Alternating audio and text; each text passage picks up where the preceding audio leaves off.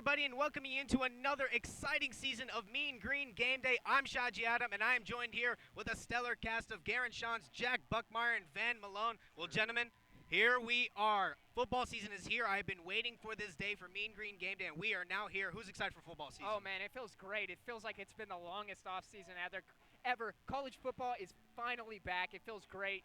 UNT taking on ACU. I'm ready. Here we go. I think it's safe to say that there's no better time than college football time, baby. Oh, yeah. It feels great. You know, it's been too long. Preseason NFL football is cool, but there ain't nothing better than college football. Well, definitely UNT has been going all out. You're seeing the shirts that they were handing out here. Yeah. We all got ours. Look at that. Looks like me and Garren decided to go for the tank tops. You know, Hey, guns Yeah, out, baby. we're the- Guns They ran out of my out. size, which is why I Guns went out. for this. But yeah. It's okay, guys. But before we dive into the game that's going to happen tonight, let's kind of rewind a little bit. Let's go back to 2018 because, you know, like you said, it's been a long offseason. Garren, I'm going to start with you. Pretty good season for UNT overall. It could have been better. It looked like it was a historic season, but just something went wrong. What went right for the team, and also what went wrong? Well, what went right for the team is for the longest time, they were the powerhouse. It seemed like this team was going to be ranked in the top 25. They may have competed for a national championship, and then what happens? La Tech happens, UAB happens, and then they end up losing 4 games.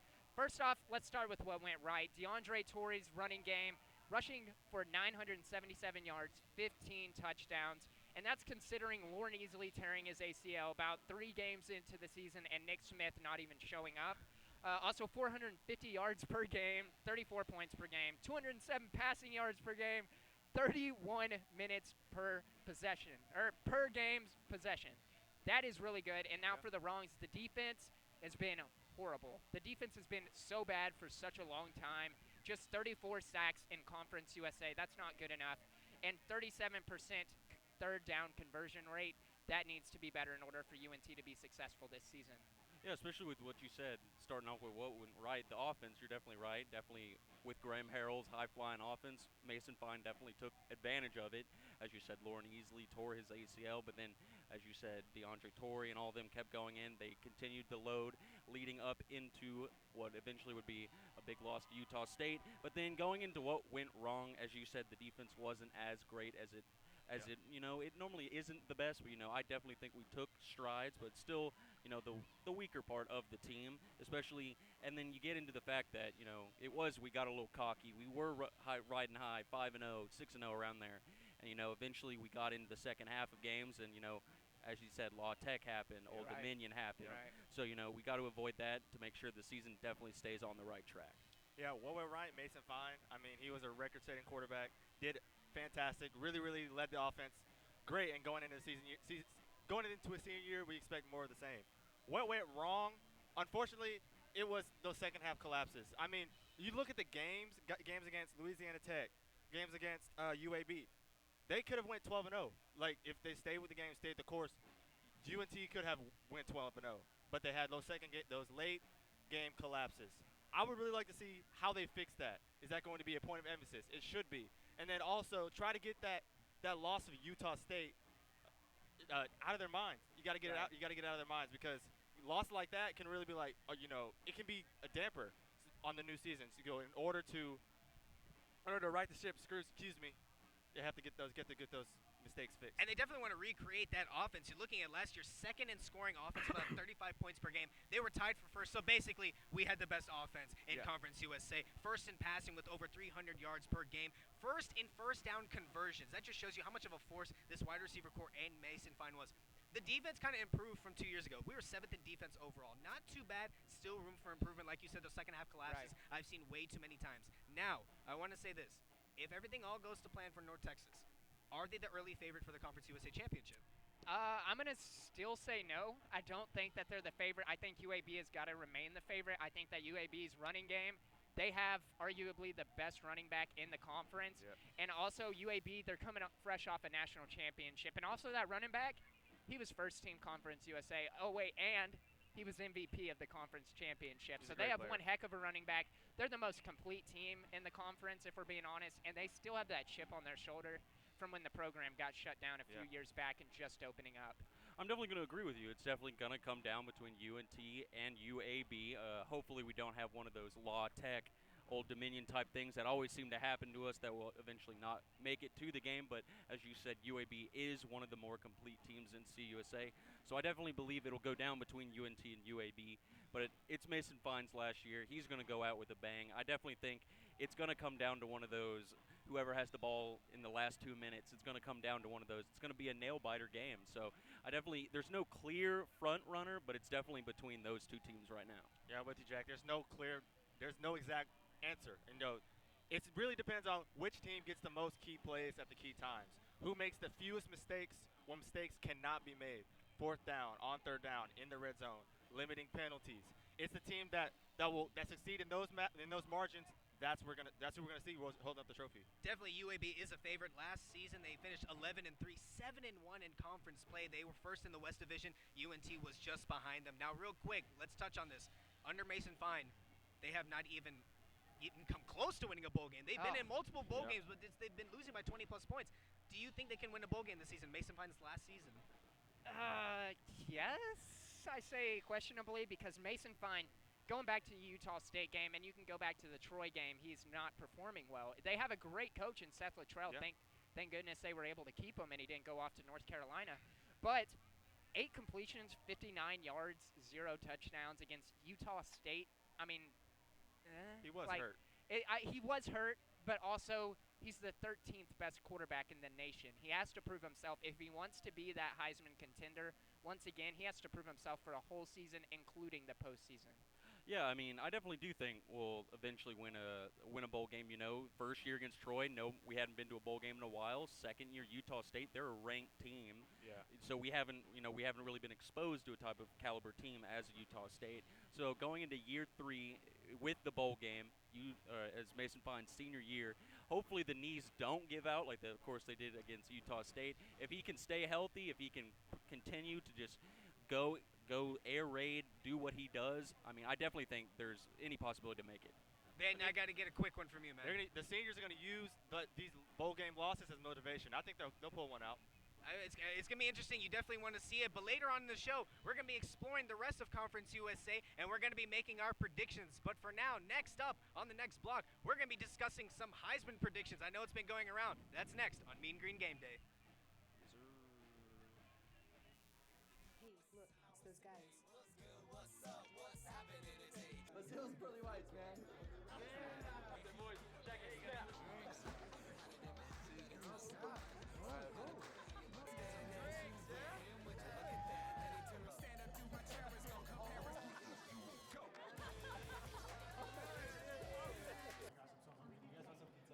Ooh, cute.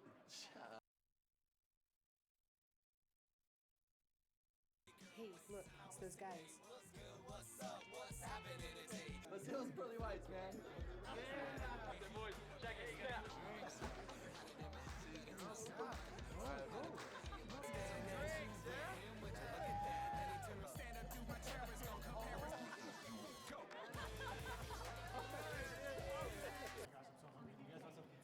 Ooh, cute. Are you good to try it? I'm fine. Hey, girl, what's up? What's your name? What's good? What's up? What's happening? How many did you have?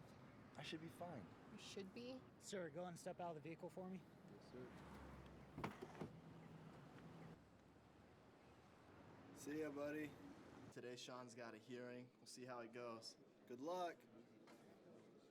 So turns out, buzz driving and drunk driving, they're the same thing, and it costs around $10,000. So not worth it.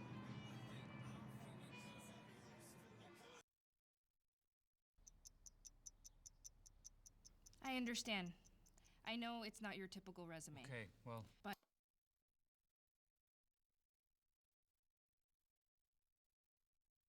candidate. But I've been working double shifts just to pay for books. I've been raising my 2 little brothers.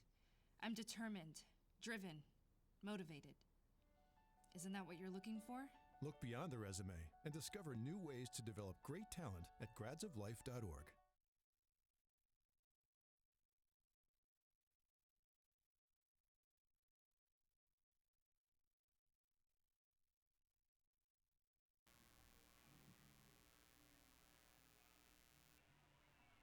Well, the recent betting odds came out for the early Heisman favorites. The top 3 right now are Trevor Lawrence out of Clemson, who Urban Meyer said is the best college quarterback ever. So that's a really bold statement there. Obviously the early favorite. Tua from Alabama, easily one of the best quarterbacks in the league. And a surprise, Jalen Hurts, who's looking to make some revenge after what happened in Bama. Now, right now, I want to get your predictions, guys. Jack, I'm going to start with you.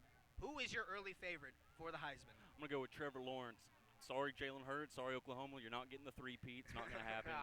I just think it's going to be Trevor Lawrence because just to simply put it, he's going to play more. Tua, the only knock he had last year when Kyler beat him was he didn't play in the fourth quarter. He didn't have as big as stats as Kyler did. He couldn't stat pad because Kyler had to come in because his defense wasn't the best. Yeah. So definitely Trevor Lawrence comes in. It's going to be his second year. He's going to have more confidence in himself. He definitely didn't start. He came out of nowhere last year, but you saw what he could do. He was torching teams. He comes in, kills Alabama in the national championship game. I definitely think he's going to ride. He's going to ride what he had in that game. He's going to continue it in the year. I think he'll win it this year. Yeah, I think it's going to be Trevor Lawrence as well. I think because Tagovailoa, like you said, they have these teams such as A&M. Sorry, Aggie fans, no whoop. But I think Texas A&M, that's kind of going to be an easy W for Alabama because Alabama is just his powerhouse. Yeah. But Tagovailoa, I think what made him so different compared to Kyler Murray is obviously the defenses are – Oklahoma's defense is horrible. Bad. And Alabama has a very solid defense. So Tagovailoa gets that rest he needed, but also Kyler had the legs. Now for Jalen Hurts, I love Lincoln Riley. I love Lincoln Riley's offense, but I just don't see it going for the three-peat. I think Jalen Hurts is going to have a phenomenal year, probably make the college football playoff again, but I just see Trevor Lawrence playing more minutes, having more passing yards, and just the stats are going to be there. I'm going to disagree with both you guys. I'm going with Tua. I've been on the Tua train. I'll go with the Tua train until the wheels fall off. I'm all in on Tua. I think he's a great quarterback. Now, he has to stay healthy. He had an ankle injury kind of later in the year. He has to stay healthy. But if he stays healthy, those receivers, Jalen Waddle, Henry Ruggs, Devonta Smith, those guys are studs, and which means it'll make Tua even better. I agree with you when you guys say, yes, Tua doesn't play as much. That is true, but, I mean, if you look at him, he's so dominant. When he's in the game, he is far and away the best quarterback on the field at all times. So I'm going with Tua as my Heisman favorite. Until he plays Clemson. That's the thing. Okay. Then he doesn't look so dominant. Don't worry. No, obviously, looking at Oklahoma, the defense is horrible. They have a chance. Jalen Hurts just has a chance to put up such crazy numbers that he just has another Kyler Murray, Baker Mayfield type season. You look at Tua, and then you look at Trevor Lawrence. Trevor Lawrence has a really easy schedule. Theirs is way easier than Bama. It's ACC. So who's not to say that Trevor Lawrence is going to be out by halftime? They're going to be up probably 50-3 by then. But now let's talk about some dark horses. One name that's been popping up that is former Game Day alum favorites, Texas, Sam Ehlinger out of Texas, the QB. Do you think he has a chance to maybe shock some people out of Texas? No. Because Texas shocked some people last season. No. 100% no. I'm sorry, I tried. Sorry, Josh, but Sam Ehlinger is not getting the Heisman Trophy because all Sam Ehlinger is going to play for is trying to beat Oklahoma, which more than likely isn't going to happen. And even if they get to that Red River rivalry game, they're going to just cruise. They don't care what happens as long as they beat Oklahoma. Sam Ehlinger, not a dark horse at all. Absolutely. I live in Texas. I've lived here all my life. I've hated Texas all my life. There's no way Sam Ehlinger's going to win. Just even hearing it just gives me goosebumps down the spine. I don't even believe it. I can't believe it. It's a cool story, but I'm going with these guys. No, Ehlinger's not going to do it. It's a cool, like I said, it's a cool story, but Texas, I don't think he'll put up the stat line enough to really put him over the top with these other guys like we mentioned, Tua, the guys for like Justin Fields from Ohio State, guys like really any of these guys. Sam Ehlinger, he's good, but he's not great. All right, so now sticking with Texas, we're doing a new segment here. Kind of a rehash here, but just kind of switching it up a little bit. Contender, pretender. It's a game where I give you a team name, and you tell me if they're going to be a contender or pretender. And let's start with Texas since we're already here. Texas, Van, I'm going to start with you. Do you think Texas is a contender or a pretender? Pretender. I'm sorry. Did you have to add the sound effect? Yes, of course I did. I mean, it's Texas. Texas is one of those teams that's going to beat Oklahoma. They're going to beat LSU next week, and they're going to lose to K-State. And then they're going to lose to Baylor. It's up and down. It's all emotion. They're a good team, but they're not a great team. That great team need to be for the Final Four. They're a pretender. As he said, definitely pretender, horns down. There's no way they're going to make it. They might end up beating Oklahoma in the Red River rivalry. They might do it, but then they're going to lose to a Baylor. They're going to lose to a Kansas State, a Kansas. There's going to be something stupid that happens to them. It happens every year. They haven't been back since Vince Young was here. It's not going to happen. It's not going to happen this year or next year. Sorry to burst the Texas fans' bubbles, but it's not going to happen this year. No, absolutely not. They're pretenders. You know, they like you said, they still think that Vince Young is their quarterback. They think Sam Ehlinger is Vince Young just reincarnated or something. I don't know what they're thinking, but Texas definitely pretenders. I mean, I'm just saying, Texas, they did win the Sugar Bowl against Georgia. That was a huge surprise. That just shows you that they can beat the top teams if they need to. Now, moving on, let's talk about the team that Texas did beat, Georgia. They finished 11-3 overall, 14th ranked offense, 15th ranked defense. They've kind of been inconsistent these past 2-3 years. Garren, I'm going to start with you. Do you think they can maybe bounce back, be a contender? I think that Georgia 100% will be a contender because I think Jake Fromm, he only continues to improve. You know, he was a young guy. He brought Georgia to the playoff his freshman year, and I mean, that's impressive in itself, kind of like what Tua did. But I think Jake Fromm is one of those dark horse guys that's not getting talked about much that could be drafted in the first round come spring for the NFL draft. Now, will they make it as the third or second spot? Probably not. They'll probably make the fourth slot because there's going to be Alabama in it. Alabama's already a lock for the most part. Georgia, they're going to be competing for that fourth spot. They can't lose more than 2 games, and they can't lose to more than 2 SEC teams. Georgia, I think they are a contender, but it's going to be close. Yeah, I'm going to agree with you. They're definitely a contender. You know, they're not going to be 1 and 2. They're going to be towards the 3 and 4 range. You know, as you said, Jake Fromm's continuing to progress as he made it as a freshman into the playoffs. He kind of surprised a bunch of people, made Justin Fields transfer for crying out loud. So, you know, I definitely think they're contenders. You know, they might end up losing, you know, a Georgia State kind of game, an Alabama game. But last year, they were beating Alabama going into the fourth quarter until Jalen Hurts led them on that miraculous comeback. So I definitely think they can be a contender, but you definitely have to factor in them playing Alabama, them playing the upper echelon SEC teams. They're a team that's capable of losing one of those trap games. It's possible. And got teams like Clemson, Alabama, you don't really see that. I love Jake Fromm. I'm big on Jake Fromm. I think he's one of the more underrated quarterbacks coming out of the draft. He's a great leader. This Georgia's schedule is not impossible. I mean, it's not. It has Alabama. They'll have Alabama. But they can, like you guys said, make it to that 4th team. Then they can make some real noise, just like Ohio State did a few years ago when Cardale Jones was there. Right, I mean, speaking of noise, talk about a team that made a huge surprise last year. This next team, Notre Dame. Nobody expected them to be in the championship contention, and yet somehow they did it. 12-1 overall, finished 4th in the AP poll, 13th best defense, but they did lose the Cotton Bowl 30-3 versus Clemson. It's very unfortunate. Just real quickly, do you think they can be a contender? Absolutely not. They can't even choose a conference to be in. Oh, no, man. Notre Dame is not a contender. They're never going to win a national championship. They flopped against Alabama back when it was the BCS Bowl. No, they are not a contender at all. They can't choose a conference. They're the contender with the asterisk. They'll make it in simply because they're playing independent teams. Yeah. They choose their schedule. They'll get the easy wins. They'll make it. But then, as you said, they'll play at Clemson, who's actually played difficult teams this year, and then they'll definitely show why they shouldn't have made it. I think they'll make it, but they're the pretender of the top 4. Notre Dame is like literally the ultimate pretender. I mean, it seems like every few years. Remember when Manti Te'o was there? We were thinking, oh, they got hold on. And then last year they had, I believe Brandon Wimbush was the quarterback. I believe that was him. It was like, I don't know. They make noise. And I mean, just like you guys said, they're the independents. So they don't ever really get that consistent test to see what is this team made of. They're the ultimate pretender. Yeah, and it's crazy, too, to think that they've had players like Jalen Smith and Will Fuller come through and still not able to make it. If that doesn't say that they're pretenders, I don't know what will. All right, now we got one last team. This is the NCAA's khaki pants. Oh, yeah. Michigan, led by Jim Harbaugh. I can't believe I say that they're led by Jim Harbaugh. 10-3 overall, top 20 offense, and they're supposed to have one of the best defense, but they just can't seem to get over that hump. Just real quickly touch on it.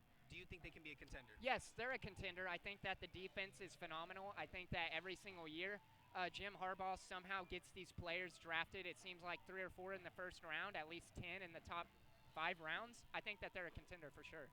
I'm gonna have to say they're a they're a pretender, but they're an upper echelon pretender. They're definitely. I trust Jim Harbaugh. I trust the Khakis. I trust him as a coach. I wish he was in the NFL, but he always has the defense, but he doesn't have the offense. He's going to end up losing a Michigan State game, an Ohio State game, 10-9. It's just how it goes. That's how it always goes. So I'm gonna have to say no. Van, quickly touch on it. They have to be a contender. They have no choice.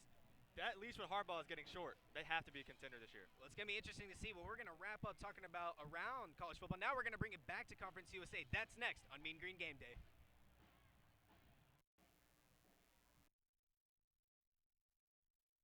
Listen. All it took was someone who would insist that I just try. Suddenly, everything was turned around because they judge you. You tell them, I don't need this. No one is going to understand. Unless they've been through it, how can they? Then one day you realize you feel so hopeless. I need help. I need help. You feel so hopeless. Then one day you realize unless they've been through it, how can they understand? I don't need this. No one's going to judge you. Suddenly everything was turned around because they insist that I just try. All it took was someone who would just listen.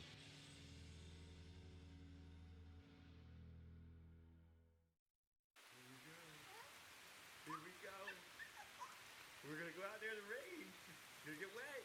All right, here we go.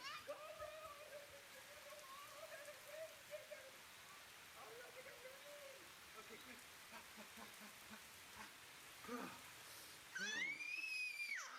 Oh yeah, yes.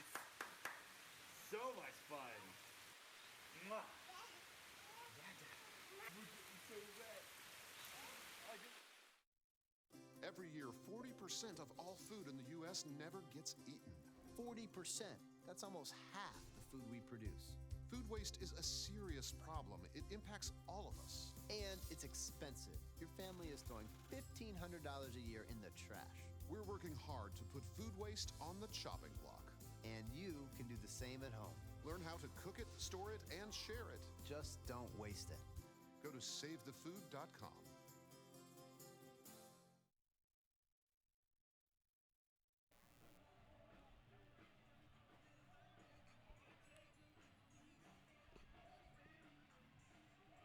We are so close to the start of UNT's football season. You're hearing the music in the background. I'm really smelling the food here. I'm getting really hungry now. I think we should cut this show a little short just maybe to get food.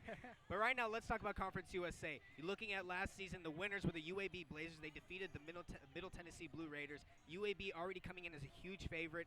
Right now, we're going to be talking about Conference USA. Right now, who is the biggest threat in the Western Division with UNT?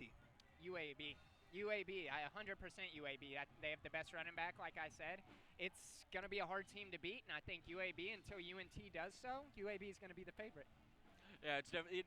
I think we can all safely agree it's going to be UAB. Nobody has the talent that we have. If they can, maybe a stupid win will knock someone in. Maybe a law tech will go up in front of us, or UAB might lose, someone might go in there. But it's definitely between UAB and UNT in the West Division. As you said, they have the running back. They have that high-powered offense. They have a great coach. Most of their core came back this coming year. They're in year 3 of the program as being back, and I just think the sky's the limit for them, and, the sky's the limit for us, so it's going to be two juggernauts fighting. Yep, I agree. You guys said it best. UAB, they're the biggest threat. Stephen Brown won a great running back. They've got a lot of juice coming in this year, a lot of energy. They know the expectations are high, so I believe they're going to meet those expectations, and we'll see. It's going to be a great matchup later in the season. Well, and Jack, one thing I wanted to mention is because UAB, you mentioned about almost losing one of those bad games or something, they nearly lost to Alabama State just the other day, 24-19. It's possible. Maybe a little rust, but it's possible to happen. Right, exactly. Definitely UAB, just easily one of the best teams in Conference USA. Second best rushing last year, 10th best passing, 4th best defense in Conference USA. They really are a force. But I'm going to talk about an underdog right here. La Tech. I know people. Yeah. I know Yeah. maybe on They're a stats they dark do horse. have low stats, but it's a huge dark horse. Look at these battles they've had with North Texas. In 2016, they won 45-24. 2017, they did lose, but it was 24-23 in a very close game. And of course, last year that really broke the heartbreaking undefeated game. streak. They broke the undefeated streak here at Apogee. 29-27. I was here watching that game, and I just saw the blocking field goals. It was very heartbreaking. But now, I think it's all come to it. Early predictions here. Van, I'm going to start with you. Who is your Conference USA title prediction? Both teams and winner. I think I'm about to go UNT, only because I feel like they have better players at more explosive positions. For example, Mason Fine. I think Mason Fine is better than UAB's quarterback, Tyler Johnson. Rico Bussey. Guys like that, Kyrie Muhammad. Guys at key positions, I feel UNT has better players at key positions, so I'm going to go with UNT. Yeah, I'm gonna stick with the theme and go UNT UAB. Definitely at the title. I think UNT overcomes those stupid losses we normally have against La Tech, Old Dominion. I think we get over that hump. We finally make it there. UNT UAB. But I think UNT edges them out. 41-38 is what I'm gonna go with. It's gonna be a high-powered offense. Oh yeah. Not a lot of defense is gonna be played, but it's gonna come down to who gets the ball last in the fourth quarter with 2 minutes left. Whatever team can get the ball last, I think that's who's gonna win Conference USA. You know, I'm calling it. I'm gonna go a little bit differently than y'all have, but I'm calling it UAB versus Marshall. I think that Marshall is a really good team. The Thundering Herd is always well coached, but they're just not quite good enough. I think back in 2014 they had made it to a couple of conference championships. That was back when they had a quarterback breaking records. Yeah. But I see UAB once again winning it again. They're going to have a strong performance from the offense, strong performance from the defense. Like you said, second best defense or fourth best defense. It was one of those stats. It's the fourth best defense, second best rushing. Right. So when you have those two things put together, they're the most complete. They're going against Marshall, who is new, coming back from it. UAB's done it before.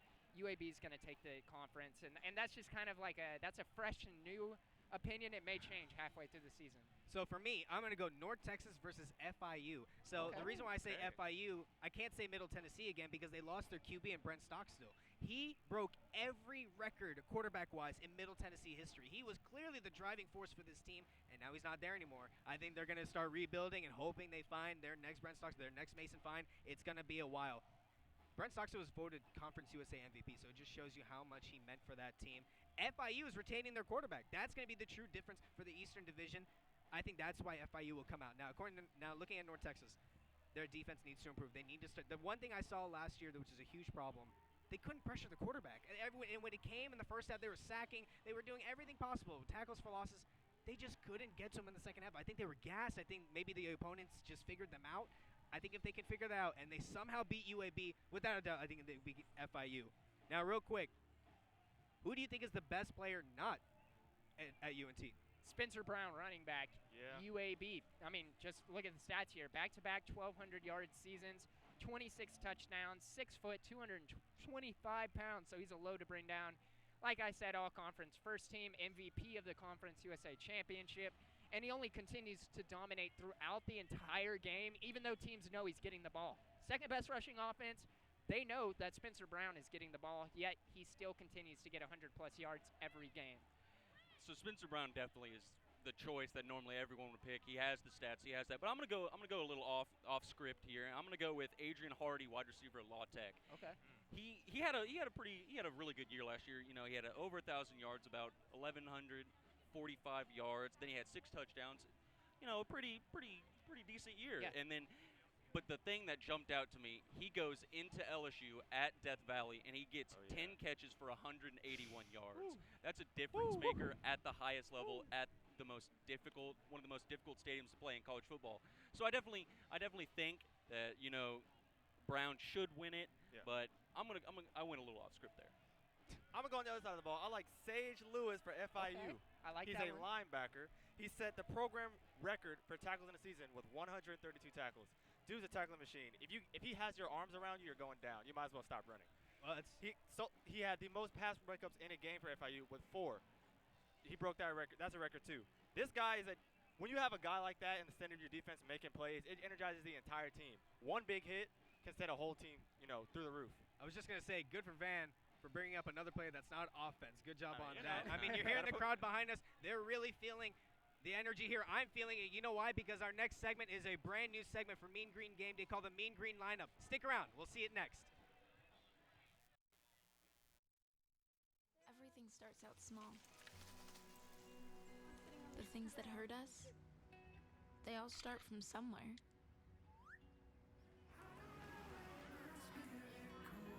The words we say, the things we do, they can grow into something else. What was small and innocent can become big and sometimes scary. All it takes is one comment, one picture, one video for something to catch fire. But a big problem doesn't need a big response. Not at first. Even if we don't know what to say, the eye emoji can be that first step we take. Let's all pledge to take that first small step together and change the world in a big way. I'm a witness, and so are you.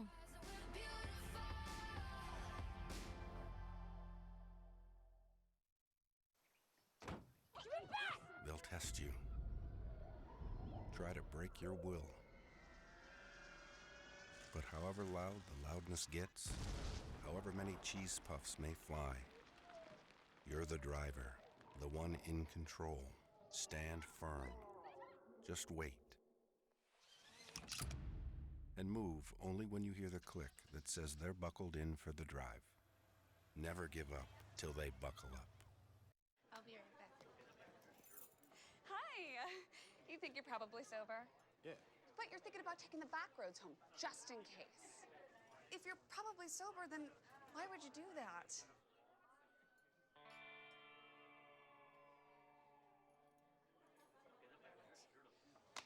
Good choice. Probably okay isn't okay. If you see a warning sign, stop and call a cab, a car, or a friend. That's a full glass of wine. I'll be chatting you later.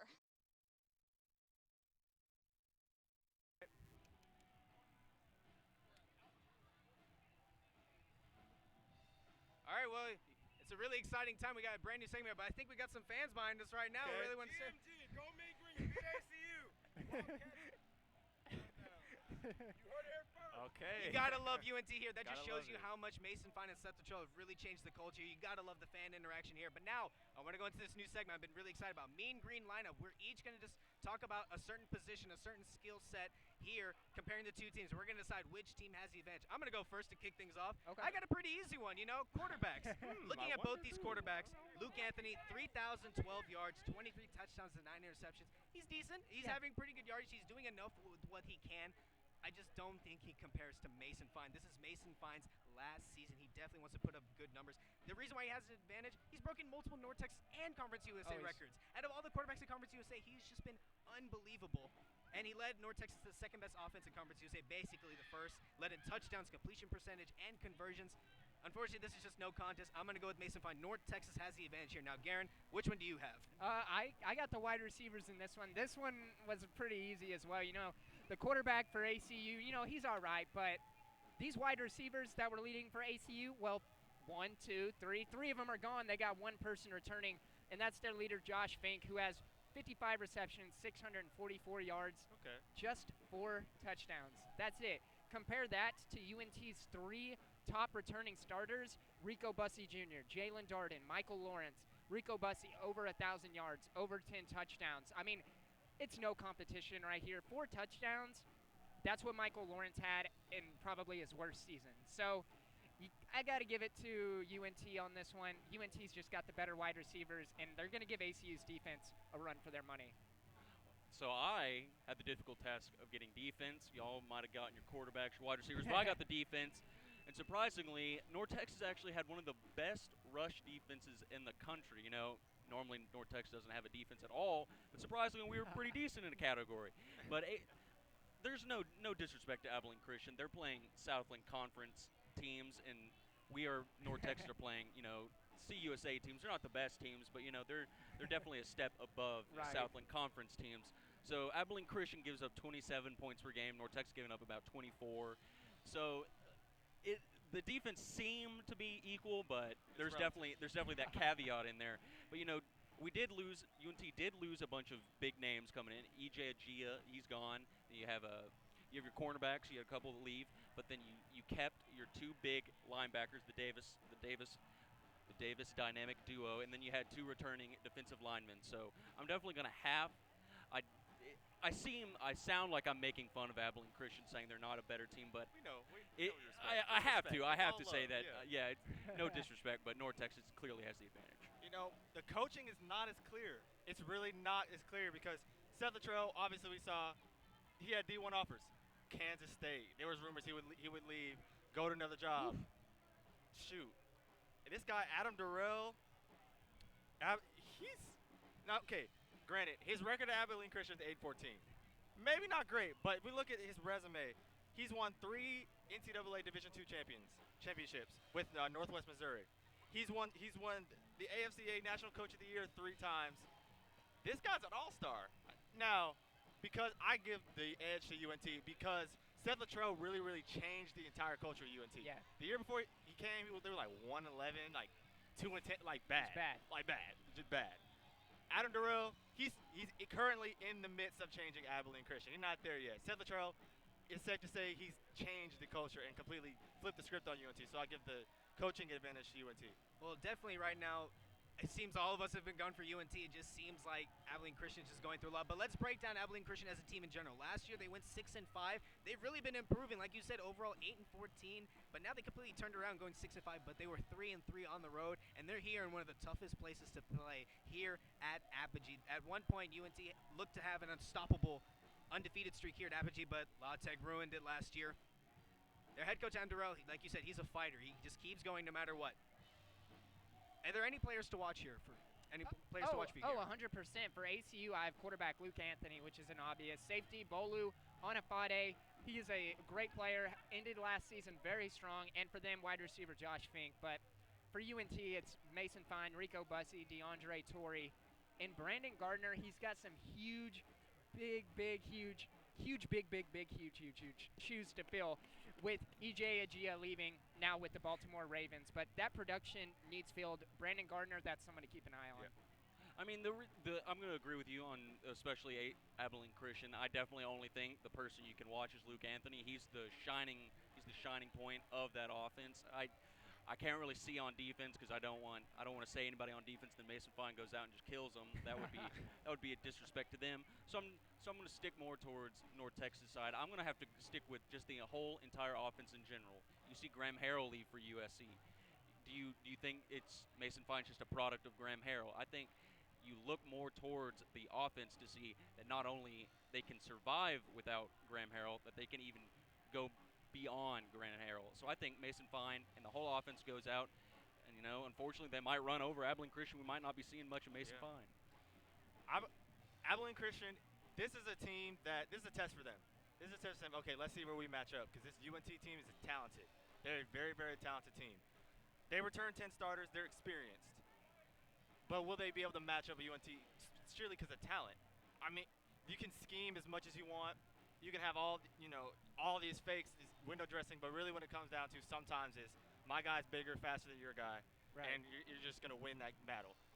It'll be competitive, but like Jack said, we may not see a whole lot of Mason Fine because ACU will definitely have the time possession for sure. A lot of people are predicting basically a steamrolling for North Texas, but now let's switch over to North Texas. Let's break them down. Who you think are the key players for this team? Jack, I'm going to start with you. Which player do you think we should watch out the most here in this game? Definitely, I mean, as I said, Mason Fine, he's out there. He's probably not going to play much. So you might want to look at your backups. You might look at what you have behind your starters. And then I'm definitely going to look at my defense. I'm going to look at, as I said earlier, you have some players that aren't coming back. You didn't have the best defense last year. So I'm definitely going to look at, especially the new guys that have come in who have taken over these roles, definitely going to see if they can continue and see if they can make this defense even better, even though it's been progressively getting better every year. Just like he said, Mason Fine for Heisman. But I want to see how that offensive line is going to do. Because it seems because Mason Fine is not a big guy. He's not a big guy. And it really, with those smaller quarterbacks, it takes one hit. It really does. And I want to see if they'll be able to protect him like I know they can. Because if they can, he gets the time that we've seen, just like last year, he gets that time. He's dangerous. And I want to see how the new guys in the defense come up, how they hold up, because there are holes. But we also like to mention that 4-game rule where the red shirt still counts. I want to see UNT kind of get guys in that maybe they wouldn't have played in previous years, but now they have a chance. So, Van, real quick, do you really think it's going to be a battle in the trenches in this game? I would like to see that, yeah.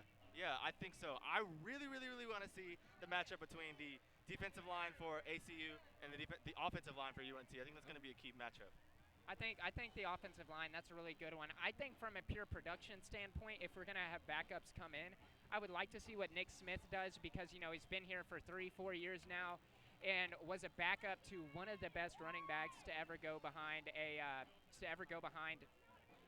all of a sudden the name left me. I can't remember it. San Francisco 49ers running back. Wilson. Yes, Jeffrey Wilson. And, he was supposed to take over, and then Lauren Easley took over, and then it was DeAndre Torrey. So Nick Smith's going to get his chance today. Yeah. I'm interested to see what he does. It's definitely going to be a very exciting time. I mean, you're seeing a lot of people here. It's getting crowded up here. I think we might break the attendance record for most people here at Apogee. But don't go anywhere. We finally have one more segment. We're picking games. Stick around. We'll be right back with Mean Green Game Day.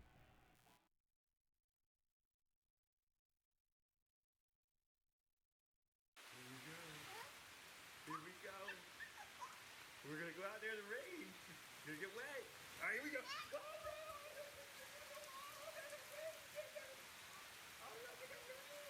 Okay, quick.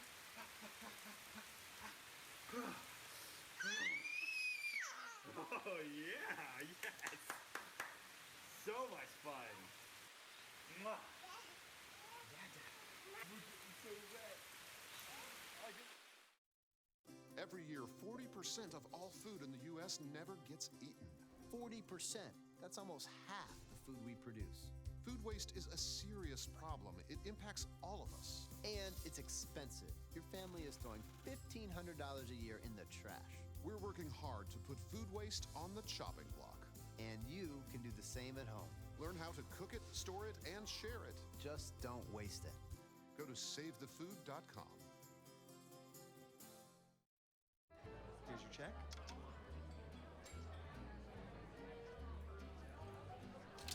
Oh, you got it. Since I got rid of my car, I really enjoy walking. Hey? God, no. Getting pulled over for buzz driving could cost you around $10,000 in fines, legal fees, and increased insurance rates. Oh, you're home early. You live with your mom? That'll set your game back a few years. Buzzed, busted, and broke. Because buzz driving is drunk driving.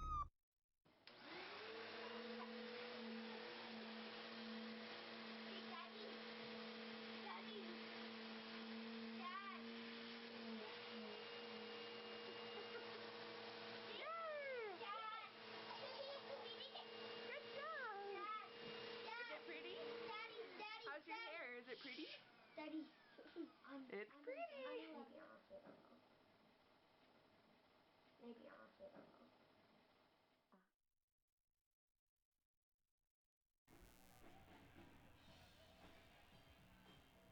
We are just a little more than a half hour away from the Mean Green kicking off their football season. But before that, we're going to predict some games here. Now, the first game we're going to have, Oregon versus Auburn. This is a very interesting game that I wanted to look at, and I'm going to take Auburn. This is a rematch of the 2010 BCS Championship, which Cam Newton and the Tigers won 22-19.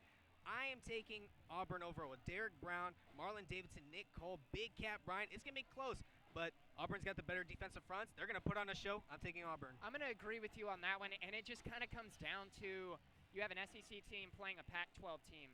The Pac-12 doesn't do well whenever they come up against an SEC team. Right. And Justin Herbert, he's got to live up to that potential as a potential #1 overall draft pick, maybe #2 with Tua maybe being able to enter into the draft. And Jake Fromm, he could go down to 3. So Justin Herbert has to prove himself, but I think that the Auburn defensive front is going to be too much for him to handle. I got Auburn by 3. I'm actually gonna flip it. I'm gonna go with Oregon in this. Auburn's one of those teams where, they're always there, but they're not really going to do anything. So I'm definitely going to go with Oregon. As you said, Justin Herbert's there.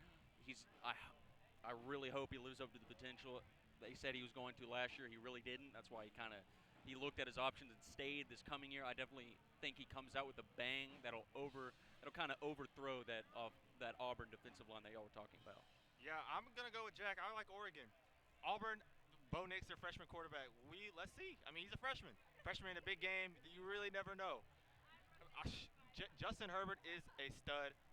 Oregon's O-line are a bunch of beasts. That's going to be the big matchup. That O-line versus Auburn D-line. We'll see, but I got Oregon. All right, we got to draw the line here. Y'all chose Battle for lines the have been jerseys. drawn. The You jerseys are chose great, for the though. jerseys. They're so clean. All for the uniforms. Yeah, speaking of uniforms, let's move on to the next game of Middle Tennessee versus Michigan. We get to see the khaki pants back in action all over again. I'm going to take Michigan. Like I said earlier, Middle Tennessee lost their star QB, and even if they did have him, they're really not going to do anything. This is going to be all Michigan. They're going to have a field day here. They're going to get the tune-up game they need to try and maybe compete for the NCAA championship. I got Michigan. Oh, I got Michigan too, just because Conference USA. Let's cut the check right here because they cannot compete against any Power 5 conference. It's just not going to happen. That's why it's Conference USA. And I hate to say it because there's good teams, but when you put UAB against Michigan, what's going to happen? Michigan's still going to win because it's a Power 5 team. I think that the nerves just get to them or something because they're like, man, we're not Pac-12. We're not in the Big 12 or the SEC, so I don't know if we can do this. Michigan's going to win this one. Yeah, I know it's not going to come off as a big shocker, but I'm going with Michigan too. There's no way Middle Tennessee, is going to stay even remotely close with them. Michigan has the superior defense. They're going to have the superior offense. As you said, their quarterback from Middle Tennessee is gone. He's not playing, so there's no way. There's nothing. I mean, as you said, it's a cut the check game. There's no way Middle Tennessee even hangs with them. Yeah, Michigan's going to win. I mean, number one on the bulletin board. Keep everybody healthy. Michigan's gonna win. Middle Tennessee, they saw that check that Michigan was gonna write them to play them, and they're like, oh, we'll take that. We'll take that really quick. All right, that's gonna be. It looks like we can take away the battle line since all of us picked Michigan. Now let's move on. Facing off in Clarence D. Martin Stadium tonight, it's New Mexico State versus Washington State. New Mexico, they're looking to move on from a very forgettable 2018 season. They've lost 5 of their top 8 tacklers. Washington State coming off one of the most successful seasons in program history with an 11-2 record, but I still think Washington State's going to take care of business. The Cougars will take care of business, and Washington State, they're going to win. Oh, you can't compete with the Pirate Mike Leach. Mike Leach is going to take this one. They're going to easily go over New Mexico State. Count this one as a win for the Washington State Cougars. I guess mediocre teams just run with the Aggies. I guess you have A&M, you have New Mexico State. It's all there. I'm a sorry, lot of shots being taken this season. Washington State. It's a more savage being Green Gameday season. Washington State's going to win. It's Mike Leach. I really wish he would have settled his beef with Texas Tech so he could have come back. I really wish it would have happened. You know, the only blemish Washington State has is they're 2-5 with Mike Leach. Regardless, Washington State's going to win. There's really not going to be a competition. New Mexico State didn't have the best year. They're probably not going to have the best year this year, so Washington State. Yep, I'm going with you guys. Washington has big expectations this year. They're not going to let the Aggies come through and spoil their expectations. Washington State big. All right, now we're going to move on to the Battle of the Birds. Miami Redhawks versus the Iowa Hawkeyes as they're going to go against each other. I'm going to take the Iowa Hawkeyes. Coach Curry's entering his 21st season. Congratulations, Coach. 2018, they went 9-4, and they won the Outback Bowl versus Mississippi State. I'm going to take the Iowa Hawkeyes. They're going to cruise because they simply have a better QB situation and better defense, and they're simply a better team. You know, I thought about this one for a little too long, probably more than I should have, but I'm going to go with Iowa on this one because Iowa, it wasn't too long ago, back in 2015, where they went to elite status from nobody. So they took the Big Ten by storm. Ended up, I think they only lost 2 games back in 2015. They're going to get back to that, I think, this year. I'm taking the Iowa Hawkeyes on this one. It is the biggest matchup of the year, the Battle of the Birds. Miami Redhawks, Iowa. I was really Throw thinking. The mean green in there. The mean green. I was really thinking. I was really struggling with this one until I realized it was the Miami Redhawks, not the Miami Hurricanes. I was going to go with that was a little toss-up, but now, you know, as you said, Iowa, 21st year for the coach. They have one of the greatest traditions in college football where they wave to the crowd at the hospital across the street. Yeah. It's just a great. They're one of those teams that you don't think are going to be really good, but then all of a sudden you see them in the top 15, top 10. It's just they're one of those Big Ten teams that you don't think they're going to be in there, but somehow Iowa's always in there. So I'm definitely going to have to go with Iowa against the Miami Redhawks of Ohio. Yeah, I read the email and thought you meant the Hurricanes. I was like, whoa, this is tough. We already saw what happened to the Hurricanes. We already saw what happened. And then I was like, Michael Irving right now Ohio. is just sitting somewhere still, trying to find himself. Yeah, I got Iowa. I mean, Iowa always seems like they have that huge offensive line. They're one of those teams that's just like consistently good. Like they're never like just bad. Yeah. Like they're always a good, solid 8, 9, 7-win team Yeah. that's going to take care of the games that they're supposed to. They'll upset a few people later on in the year like we saw, but it's going to be easy cake. Iowa wins. You know, Iowa, too, with the defense, they seem to always have very good defensive players. And some of those guys, Really I think it was Jerry consistent, Jeudy or something like that. But no love to the former alma mater of Ben Roethlisberger. I believe. I think it was Miami. I think so, yeah. I think so. Yeah, I think you're right. Fun fact, Iowa and Miami have met 4 times, and all have been won by the Hawkeyes. So according to all of us, they're going to keep that The streak streak's going. not stopping today. It's not stopping, baby. And That's now the we're train going to rolling. move on to the game that we've all been waiting for. It is North Texas versus Abilene Christian. Right here on paper, UNT should cruise, and they will. I'm going to go with North Texas. They're going to start off the season right. They should. With all these people here, with Mason Fines last season, they should definitely get off to a good start. This is definitely the tune-up game they need. I am taking the Mean Green by double digits easily. Oh, yeah, 100% double digits. I'm taking UNT. I think they win by 21 points. I think DeAndre Torrey goes for over 100 yards. Okay. There's going to be a lot of sloppy penalties by the defense. There's going to be a couple of holding calls by these new defensive backs that are having to fill in for Nate Brooks. And Kyrie Muhammad, there's some controversy surrounding Kyrie Muhammad. I know we all know about it. If you don't know, And the just recent look it article up. came out about how he shouldn't have been a team captain. Yeah. And a lot of UNT, Yep. a lot of Very teammates have come out controversial, and said, no, he should have been, because this was all player voted. Yeah, it's a sticky situation. I want to give my personal opinion. Don't know if I can or not, but you know what? I'll go ahead and say he probably. I don't even think he should be on the team at this point. I think that what he did was absolutely horrible. I'm definitely going to bring it back more Yeah, towards a yeah. happy note. Bring it back there. Don't want to bring down the vibe too much going in the game. This is definitely one of the biggest college football game in DFW right now. Of course, I'm definitely going to go with the Mean Green against Abilene Christian. Sorry to all my friends that are going to Abilene Christian right now. I have a couple family members that went there. No love lost. They're going to lose. I'm sorry. Long road trip back. I don't. Y'all are saying 21. I think that's giving it lightly. I think it's going to be a lot more. It's gonna, as you said, it's gonna be sloppy first game of the year, but it's not gonna be 50 close. piece? If we might have one. Yeah, two very good teams. We'll see. It'll be a shootout. The defense will have to work for themselves, work for all their lumps. But I have to go with, of course. You already know. And here it is, the age-old tradition. Yes, sir. Yes, sir. Very nice. Scrappy in the flesh here. This is going to be a Nice. very interesting season. Van really loving it. Well, there you have it. This is going to be an amazing season. Kickoff is less than half hour away. You hear the marching band coming. If you want to follow us, go to our YouTube page, NTTV Sports. And for more content on North Texas Television in general, go to NorthTexasTelevision.com. I am so excited. Thank you so much. We will see you next time because this has been Mean Green Game Day.